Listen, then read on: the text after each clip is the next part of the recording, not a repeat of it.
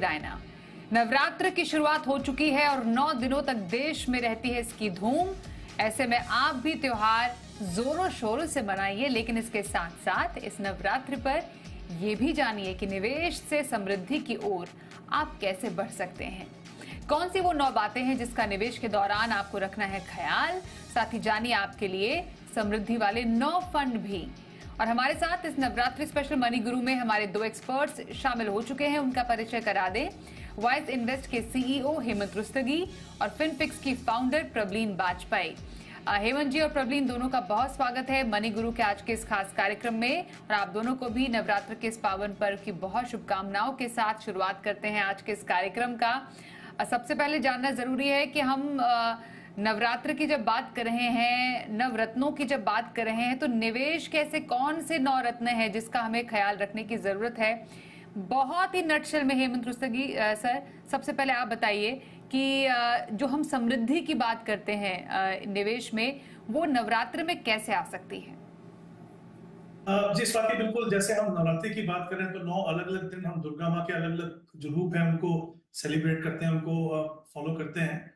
तो उसी तरीके से आई थिंक ये जो 9 रत्न हम बात कर रहे हैं निवेश की, वो हर जो रत्न है वो बेसिकली कहीं ना कहीं हमारे इन्वेस्टमेंट प्रोसेस में कंट्रीब्यूट करता है, हमें मदद करता है कि हमारे जो गोल्स हैं, हमारे जो भी हम अपने लिए अपने परिवार के लिए अचीव करना चाहते हैं, वहां तक हमें कैसे पहुंचाए। तो ये बहुत ही इंपॉर्टेंट है और इसीलिए शायद हम इनको कह रहे हैं कि निवेश के 9 रत्न।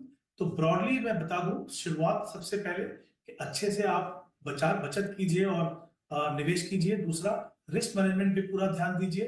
तीसरा, अपने गोल्स को डिफाइन कीजिए। चौथा, एसेट एलोकेशन को फॉलो कीजिए। पांचवा, आप अपने पोर्टफोलियो को डाइवर्सिफाई कीजिए। और छठा जो होगा वो होगा अपने जो एक कहते हैं ना डिसिप्लिन, अपने प्रोसेस में हमेशा बना के रखिए। और सातवां होगा कि आप बेसिकली अपने डिसीजन मेकिंग में आप पार्टिसिपेट कीजिए। और आठवां होगा कि हम अपने पोर्टफोलियो को रिव्यू करते हैं। और नौवां होगा कि जो भी हम इन्वेस्टमेंट स्ट्रेटेजी फॉलो करें, वहां पे इन्वेस्टमेंट पे जो टैक्सेस हैं उसका ध्यान रखें, क्योंकि वो कहीं ना कहीं काफी ज्यादा कंट्रीब्यूट करता है हमारे इन्वेस्टमेंट प्रोसेस में कि हमारे हाथ में कितना हो। तो 9 के 9 रत्न, जैसा मैंने पहले कहा, उनका रोल बहुत ही इंपॉर्टेंट है हमें अपने लक्ष्य तक पहुंचाने के लिए। बिल्कुल। और इस समय पर प्रबलीन, निवेश की नींव क्यों रखनी चाहिए। माता के जो दिन होते हैं इसको इतना ज्यादा ऑस्पिशियस क्यों माना जाता है। अगर मैं छोटा सा रिप्लाई आपसे लूं। जी नमस्कार स्वाति। बिल्कुल एक अगर हम ट्रेडिशनली देखें तो बहुत ऑस्पिशियस डेज हैं ये। एंड आई थिंक जो हमारी इन्वेस्टमेंट्स हैं और हम वेल्थ क्रिएशन की तरफ जा रहे हैं, तो उसकी शुरुआत अगर इस टाइम पे की जाए, एंड शुरुआत के साथ साथ अगर कोर्स करेक्शन भी की जाए Swati, I think that is very important जो आज हम डिस्कशन करने वाले हैं। क्योंकि आई थिंक ये 9 दिन कहीं ना कहीं हमें डिसिप्लिन फोकस की तरफ लेके जाते हैं। हम लोग चाहते हैं कि हम जो बुरी आदतें हैं उनसे दूर हटे। सो आई थिंक ये सब हमें अपनी रियल लाइफ में और अपनी इन्वेस्टमेंट्स में भी इम्प्लीमेंट करने की जरूरत है। सो आई थिंक इससे बेहतर टाइम तो नहीं हो सकता है। बिल्कुल, तो ये है बहुत ही बेहतरीन समय अगर आपको निवेश की करनी है शुरुआत, तो यहाँ से अब कीजिए आप निवेश का शुभ लाभ। यही हमारी कामना आपके लिए भी रहती है। और इन्हीं शुभकामनाओं के साथ अब जरा समझते हैं, जैसा हेमंत जी आपने शुरुआत में बोला था कि बचत और निवेश तो बिल्कुल एक शुरुआती स्टेप होता है हेमंत जी किसी भी एक इन्वेस्टमेंट जर्नी का। आपके पास पैसे आते हैं, आप उसको थोड़ा बचाते हैं और उस बचत से आप निवेश करते हैं। कहीं उल्टा ना हो जाए कि आप पहले खर्च कर दें, फिर जितना बचा है उसको निवेश कर दें। तो सही तरीका क्या है इसका। जी स्वाति, बिल्कुल जैसा मैंने कहा कि आपको बचत करना और इन्वेस्ट करना बहुत ही वाइसली, बहुत ही समझ के साथ करना है। और देखिए, हम सभी की इनकम है, किसी की रेगुलर इनकम है, किसी की इनकम जो है कभी समय समय पे आती है, कभी थोड़ा गैप के बाद आती है। तो हमें पता रहता है कि हमारी इनकम कितनी है, तो वो तो हमें पता है। लेकिन दूसरा, वो इनकम का हम इस्तेमाल कैसे कर रहे हैं, वो खर्चा कैसे कर रहे हैं, क्या उसमें स्कोप है कि हम सेव कर सकें, बचत कर सकें। तो बहुत ही इंपॉर्टेंट है कि अपने प्रोसेस में आप बजटिंग रखिए। ये थोड़ा सा सुनने में बोरिंग लगता है, बट ये बहुत ही इंपॉर्टेंट प्रोसेस है कि आप अपनी इनकम पे ध्यान रखिए और आपके खर्चे क्या है। और जैसा आपने बिल्कुल सही कहा, इंपॉर्टेंट है कि आप नॉर्मली हम क्या करते हैं, खर्चा करते हैं और जो बचा तो फिर बचा, ऑब्वियसली कहीं ना कहीं वो कमी आती है हमारे इन्वेस्टमेंट में। जबकि सही तरीका है कि अपनी इनकम में से आप पहले जो बचत करना चाहते हो वो पैसा निकालिए और फिर अपना खर्चा कीजिए। तो उससे क्या होगा, आपका भविष्य में भी ध्यान रहेगा और आज पे भी ध्यान रहेगा।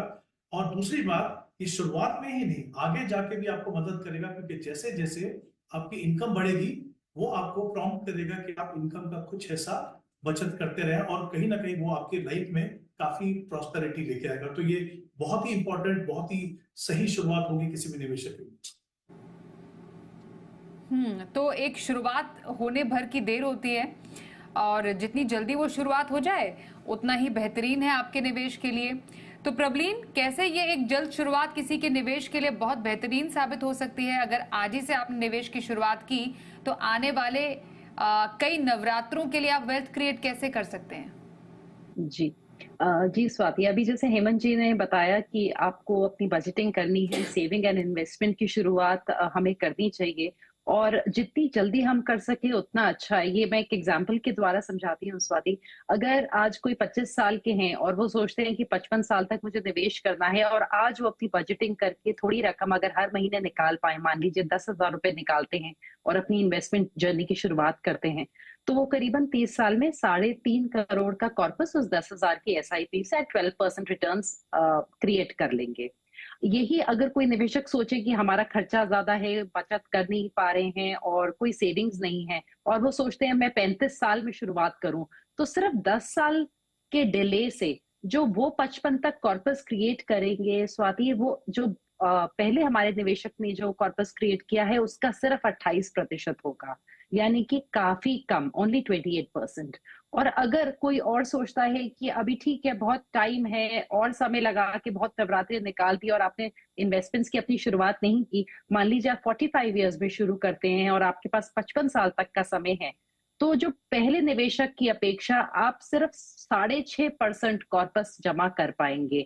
यानी कि हर साल जितना आप डिले करते हैं, हर डेकेड के साथ आपको काफी भारी नुकसान पड़ता है, बिकॉज आपकी कंपाउंडिंग वहां हर्ट होती है। एंड बहुत लोगों को ऐसा भी लगता है स्वाति कि कोई बात नहीं, आगे चल के हमारी इनकम बढ़ेगी तो हम काफी अच्छे से निवेश कर लेंगे। जो कॉर्पस 10,000 से शुरुआत करके बन सकता है, सेम कॉर्पस के लिए 45 इयर्स में अगर आप करेंगे तो आपको 1.5 लाख की एसआईपी करनी होगी 10,000 की अपेक्षा, यानी कि 15 टाइम्स। यानी कि आप जितना शुरुआत जल्दी करें, जितनी जल्दी चाहे इस नवरात्र में कर लीजिए, उतना अच्छा है, बिकॉज वहां पे हमें कंपाउंडिंग का बेनिफिट मिलेगा और आने वाले समय में बहुत हेल्पफुल होगा।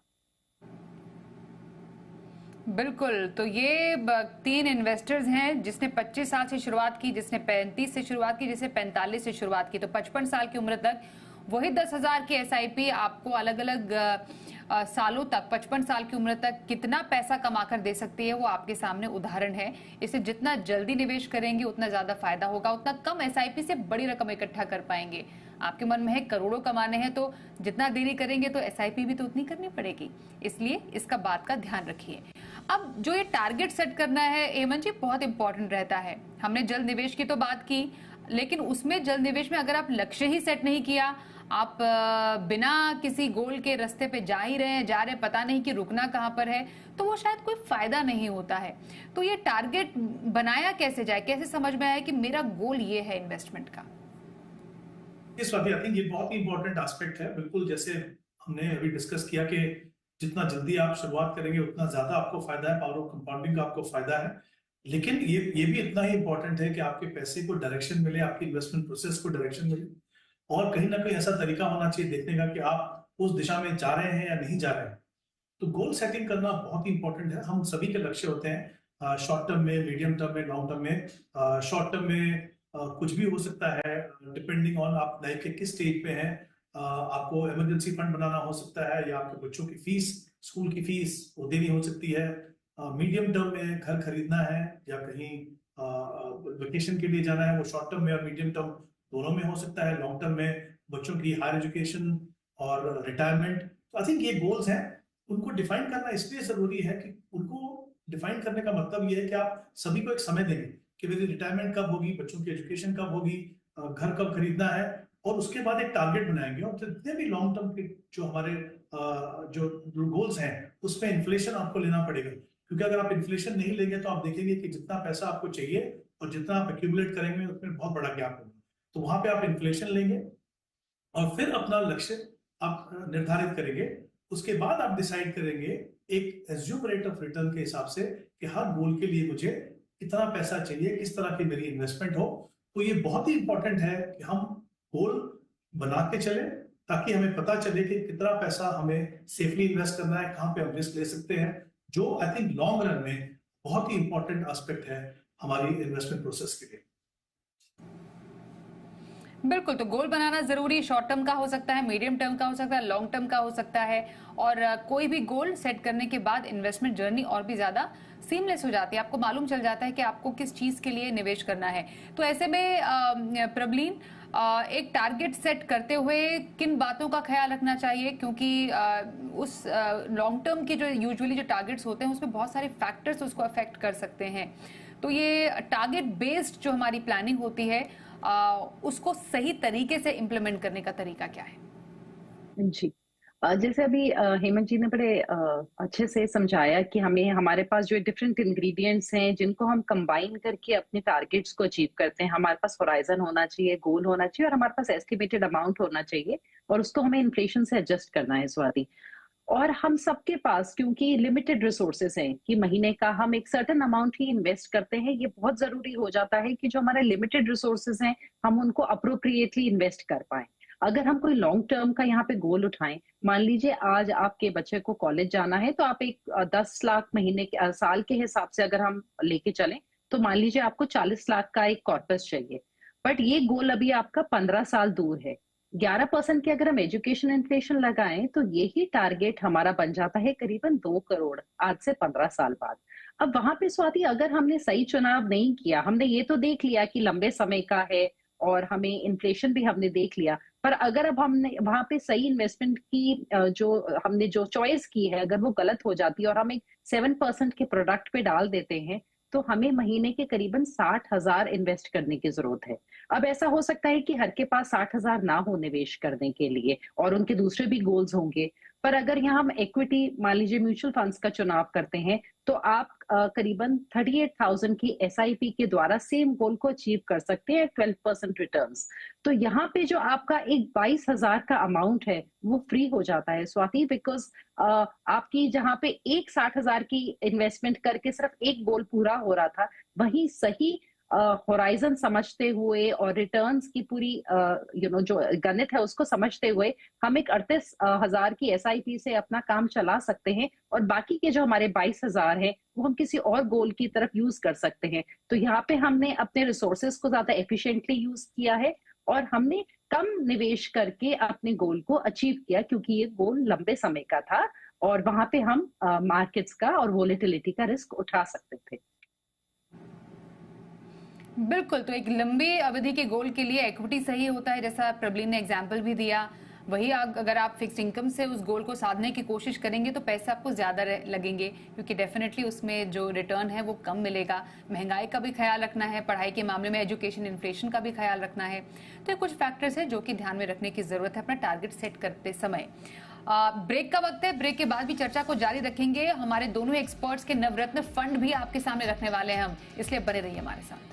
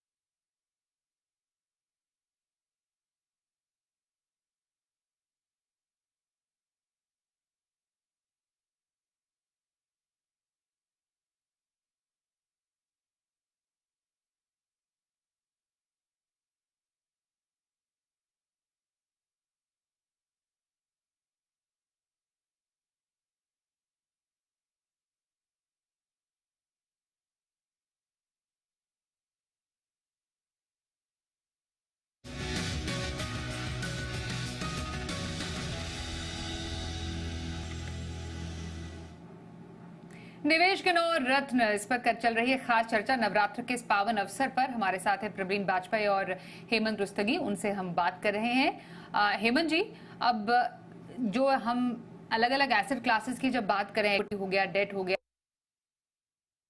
इसको अपने पोर्टफोलियो प्लेस कैसे किया जाए? इक्विटी तो कई बार बहुत अच्छा कर रहा है, उसके बाद हमें लग रहा है कि डेट में भी कुछ मौके बन रहे हैं, गोल्ड तो चमक दिखा ही रहा है क्योंकि फेस्टिव टाइम तो है ही। किसी एक एसेट में ज्यादा हम ना इमोशनली इन्वेस्ट कर ले और फिजिकली भी इन्वेस्ट कर ले, उसके लिए किन बातों का ध्यान रखें? जी स्वाति, बिल्कुल। आई थिंक जो हम बात कर रहे हैं वो है एसेट एलोकेशन, यानी आपकी जो इन्वेस्टमेंट है उसको अलग अलग एसेट क्लासेस, चाहे वो डेट हो, इक्विटी हो, गोल्ड हो, उसमें आप किस तरीके से निवेश करें। और जैसा आपने बिल्कुल सही कहा, देखिए हर जो एसेट क्लास है उसका बिहेवियर डिफरेंट मार्केट सर्कमस्टेंसेस में डिफरेंट होता है, उनका जो रोल है आपके पोर्टफोलियो में बिल्कुल अलग होता है। तो जब हम शॉर्ट टर्म गोल्स की बात करते हैं, और इसीलिए जैसा मैंने पहले भी कहा था कि हम जब गोल बेस्ड इन्वेस्टमेंट प्रोसेस की बात करते हैं, तो जब हम टाइम होराइजन डिफाइन करते हैं तो कहीं ना कहीं उससे ये भी डिफाइन होता है कि हमारे पास उस गोल को पूरा करने के लिए कितना समय है। यानी हमारा जो फोकस है वो कैपिटल प्रोटेक्शन पे हो या ग्रोथ पे हो या दोनों पे। तो उसमें क्या है, जैसे शॉर्ट टर्म में अगर हम पैसा लगाते हैं तो आपको डेट और डेट ओरिएंटेड इन्वेस्टमेंट क्यों देखनी है? क्योंकि शॉर्ट टर्म में आपको पैसा चाहिए, आपके पास उतना समय नहीं है कि आप उसको रिस्क ले सकें, तो ऑब्वियसली ऐसे में आपको इक्विटी से दूर रहना है। फिर अगर हम मीडियम टर्म की बात करें, जहां हम चाहते हैं कि डेट से थोड़ा बेटर रिटर्न मिले लेकिन उतना एक्सपोजर भी ना हो इक्विटी का जितना रिस्क इक्विटी में लेते हैं, तो फिर आप हाइब्रिड में जाते हैं, जिसमें हाइब्रिड में भी डिफरेंट डिफरेंट ऑप्शंस हैं आपके पास। इक्विटी कितना प्रोपोर्शन हो, डेट कितना प्रोपोर्शन हो, कितनी फ्लेक्सिबिलिटी हो फंड मैनेजर के पास। और लॉन्ग रन में, क्योंकि हमारा फोकस, जैसे हमने पहले भी बात की, आपको इन्फ्लेशन को बीट करना है, और वहां पे इक्विटी जैसी एसेट क्लास है उसका रोल बहुत इंपॉर्टेंट है। तो अगर आप एक गोल बेस्ड इन्वेस्टमेंट प्रोसेस फॉलो करते हो, अपना टाइम होराइजन डिफाइन करते हो, तो वो कहीं ना कहीं आपको मदद करता है कि आपका जो एसेट एलोकेशन है वो अपने आप सामने आ जाए। उससे आपके पोर्टफोलियो में डाइवर्सिफिकेशन मिलती है, और जैसा मैंने कहा कि हर एसेट क्लास का आपके पोर्टफोलियो में, आपके इन्वेस्टमेंट प्रोसेस में अलग अलग रोल है।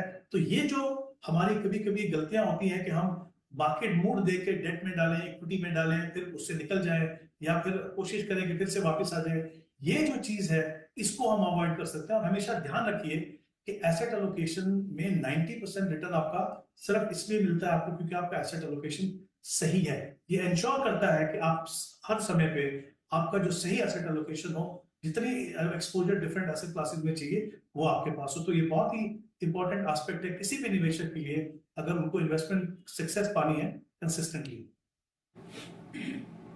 बिल्कुल। और प्रवीण, इसी एसेट एलोकेशन में अगर हम डेट और इक्विटी दोनों को देख लें, क्योंकि देखिए एंड ऑफ द डे ये एक पोर्टफोलियो के दो ऐसे पिलर्स हैं जिनका पोर्टफोलियो में साथ में काम करना भी जरूरी है। इक्विटी ग्रोथ है, डेट से स्टेबिलिटी आपको मिल रही है, लेकिन उसको सही मात्रा में रखना बेहद जरूरी है।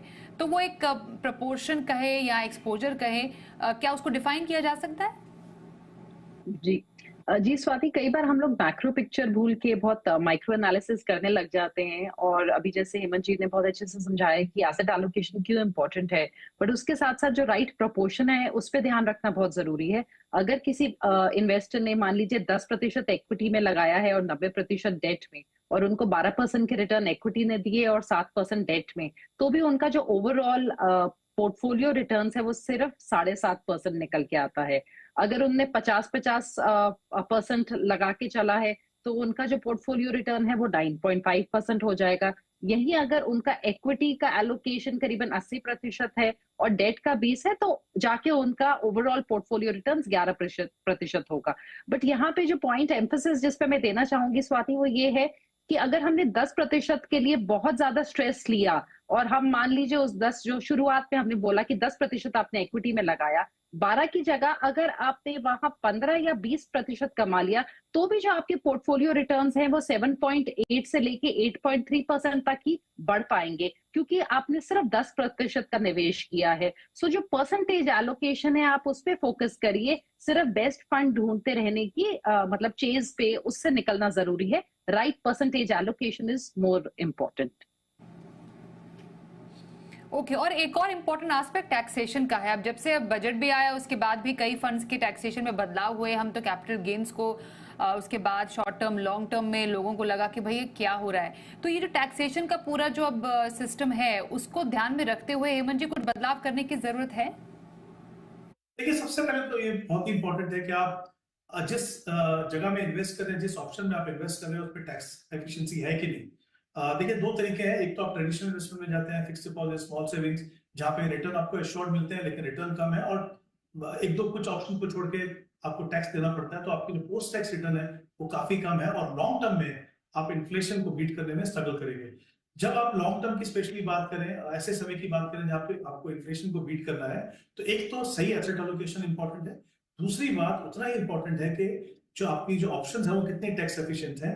तो इसीलिए आई थिंक चाहे आप इक्विटी की बात करें, चाहे आप म्यूचुअल फंड की बात करें, डिस्पाइट द फैक्ट कि पिछले बजट में टैक्सेशन बढ़ गया, फिर भी एसेट क्लास की अगर आप पोटेंशियल देखें, और अभी भी जो रेट्स हैं टैक्सेस के, वो आपको मदद करते हैं कि आप ट्रेडिशनल ऑप्शन के मुकाबले में ना कि सिर्फ रिटर्न अच्छा पाए, जबकि पोस्ट टैक्स रिटर्न भी आपका अच्छा होगा।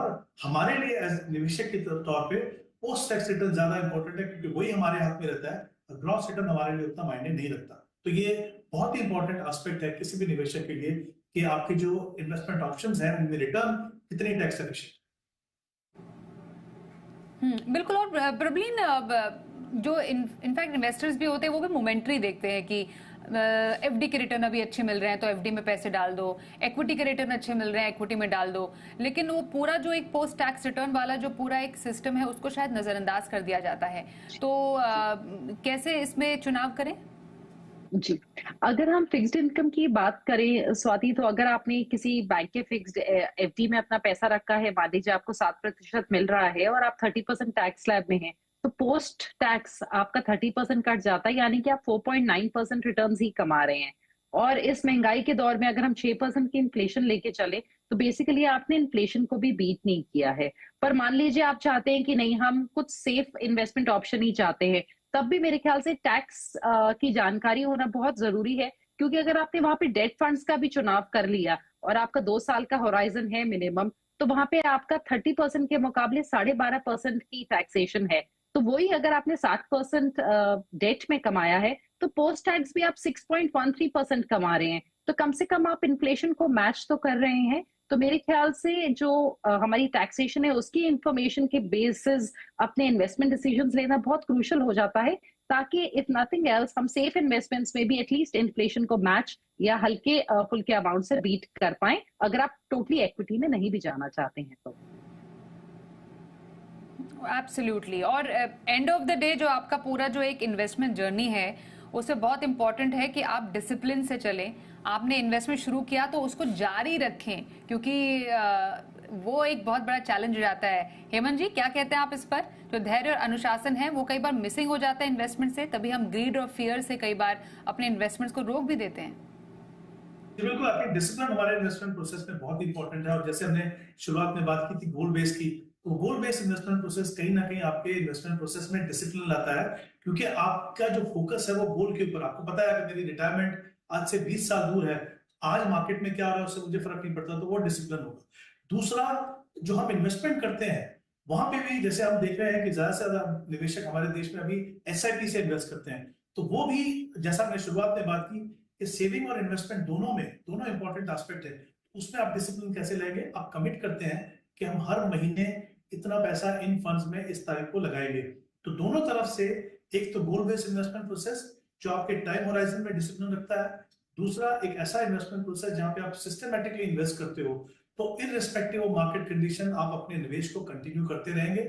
मार्केट में जब भी उतार चढ़ाव होगा, इनफैक्ट आपको ज्यादा फायदा होगा, क्योंकि आप एक पर्टिकुलर लेवल पे इन्वेस्ट नहीं कर रहे, डिफरेंट लेवल पे इन्वेस्ट कर रहे हो। तो दोनों एस्पेक्ट डिसिप्लिन रखना बहुत ही इंपॉर्टेंट है, क्योंकि जैसा हमने पहले भी कहा कि हमारे goals short term, medium term और लॉन्ग टर्म के हो सकते हैं, और जब तक वो डिसिप्लिन नहीं होगा हम अपने गोल्स को अचीव नहीं कर पाएंगे। हाँ, एंड वेरी क्विकली प्रबलीन, कैसे पिछले 2-3 सालों में, अगर पिछले कुछ सालों के एग्जाम्पल हम ले तो उसके जरिए हम समझ सकते हैं कि जो डिसिप्लिन है वो कितना इंपॉर्टेंट रोल प्ले करता है आपके इन्वेस्टमेंट जर्नी में? जी, जी बिल्कुल स्वाति, डिसिप्लिन, पेशेंस और डिलेड ग्रेटिफिकेशन की आप पेशेंस रख के आगे फ्यूचर के लिए रिटर्न्स को देखें। अगर कोई निवेशक 2016 सितंबर से एसआईपी कर रहे होते, मान लीजिए निफ्टी 50 इंडेक्स फंड में और मिड कैप 150 इंडेक्स फंड में, तो 3 साल बाद उनके रिटर्न्स कुछ ऐसे होते 5.5% और नेगेटिव 2.6%। तो वो जाहिर है हताश हो जाते बाय सितंबर 2019। बट अगर वो वहां पे संयम बनाते और 2020 तक पहले कंटिन्यू करते, तो 4 साल बाद उनके रिटर्न्स अगेन 5.5% के करीब होते दोनों इंडेक्स फंड में, जो हमारे बेंचमार्क 2 इंडस्ट्रीज हैं। पर अगर वही निवेशक वहां पे डिसिप्लिन और पेशेंस दिखाते, तो 5 साल बाद यानी कि 2021 सितंबर तक उनके रिटर्न्स निफ्टी 50 के इंडेक्स फंड में 19% होते और 23.5% होते मिड कैप इंडेक्स फंड में। तो यहाँ पे हमें सीखने को मिलता है कि आपको उतार चढ़ाव, दुख सुख में बने रहना है, अपनी इन्वेस्टमेंट्स में पेशेंस रखना है स्वाति, जो हम लोग अक्सर नहीं रखते हैं। एंड मेरे ख्याल से नवरात्रों के दिन डिसिप्लिन और पेशेंस बहुत बखूबी सिखाते हैं। सो उसी चीज को हमें फॉलो करना है। जी बिल्कुल। और जाते जाते हेमंत जी और प्रवीण दोनों से 1 बाय 1 मैं आऊंगी। जल्दी से आपके फंड कौन से हैं जो आप रेकमेंड करेंगे, आपके नवरत्न फंड्स? जी स्वाति, आई थिंक अगर हम इक्विटी की बात करें स्पेसिफिकली, क्योंकि लॉन्ग टर्म इन्वेस्टमेंट है, तीनों सेगमेंट में इन्वेस्ट करना जरूरी है। या तो आप लार्ज कैप या तो इंडेक्स फंड में, मिड कैप में, स्मॉल में अलग अलग इन्वेस्ट कर सकते हो। लेकिन मेरा ये मानना है कि किसी भी निवेशक के लिए उसको रीबैलेंस करना मुश्किल होता है। तो मैं कुछ ऐसे फंड्स की बात कर रहा हूँ जो आपको डाइवर्सिफाइड पोर्टफोलियो देते हैं और डिफरेंट सेगमेंट में एक्सपोजर देते हैं। तो मल्टी कैप में हम 3 फंड्स की बात कर रहे हैं। कोटक मल्टी कैप की बात कर रहे हैं, एचएसबीसी मल्टी कैप की बात कर रहे हैं और एचडीएफसी मल्टी कैप। और लार्ज एंड मिड कैटेगरी में हम बंधन को, Motilal Oswal large and mid और एचडीएफसी लार्ज एंड मिड। और फ्लेक्सी कैप में एचडीएफसी फ्लेक्सी कैप हम देख रहे हैं, Invesco focus fund, ICICI flexi cap. तो ये कुछ फंड्स हैं मुझे लगता है जो डाइवर्सिफाइड कैटेगरी में जिनका काफी अच्छा परफॉर्मेंस है, जिनको कंसिडर किया जा सकता है। और प्रवीण आपके पसंदीदा फंड्स?